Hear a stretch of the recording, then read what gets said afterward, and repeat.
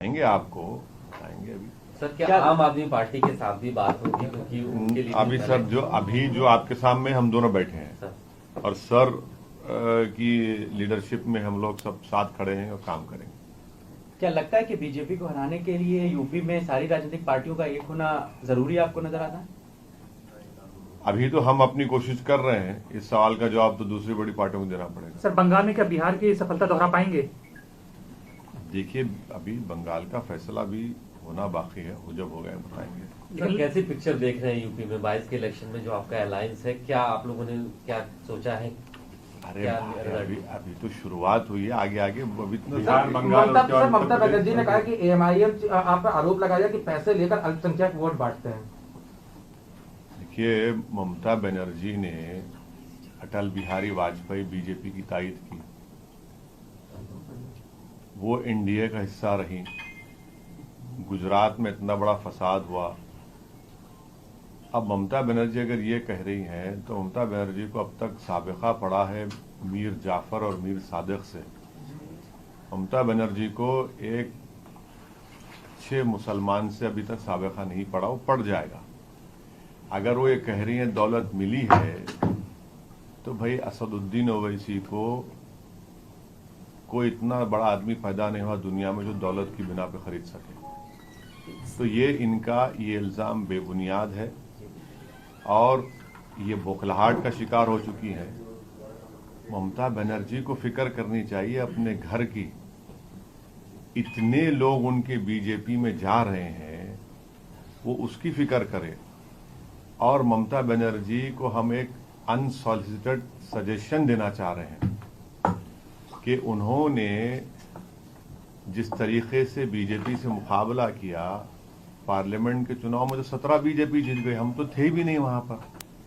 और दूसरा ममता बनर्जी ने बिहार के वोटर्स को उनकी बेइज्जती की है, ये कहकर के इनको कामयाबी मिली बिहार में।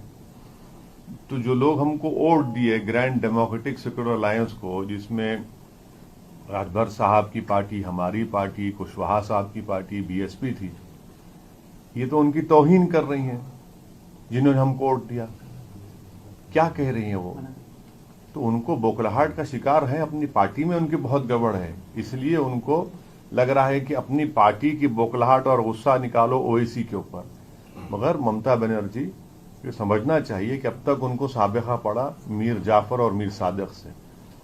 अब तक उनको साबिका नहीं पड़ा किसी एक सही मुसलमान से, उनको साबिका पड़ेगा।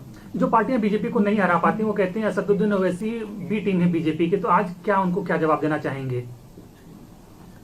देखिए भाई, ऐसा है ना, हमारे हैदराबाद में एक कहावत है, गरीब की जोरू सबकी भाभी।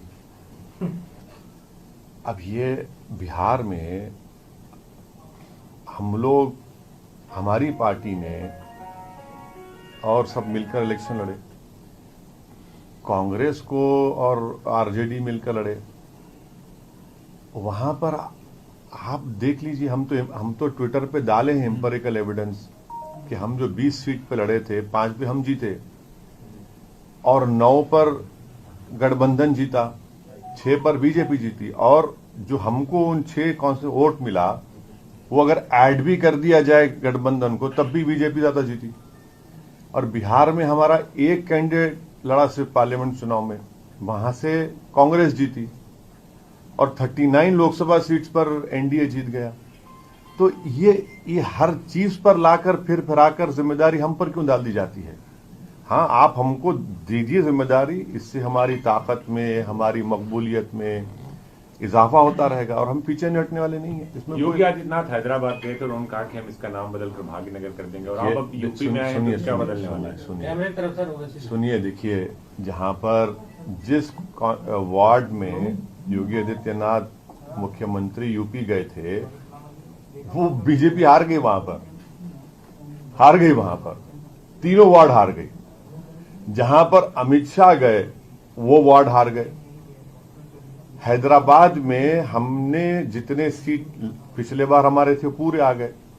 तो मैं यहां पर नाम बदलने नहीं आया हूं, मैं दिल जीतने आया हूं।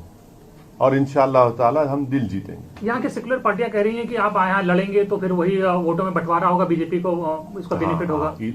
इसीलिए लोकसभा चुनाव में हम नहीं लड़े, तब भी बीजेपी इतना जीत गई।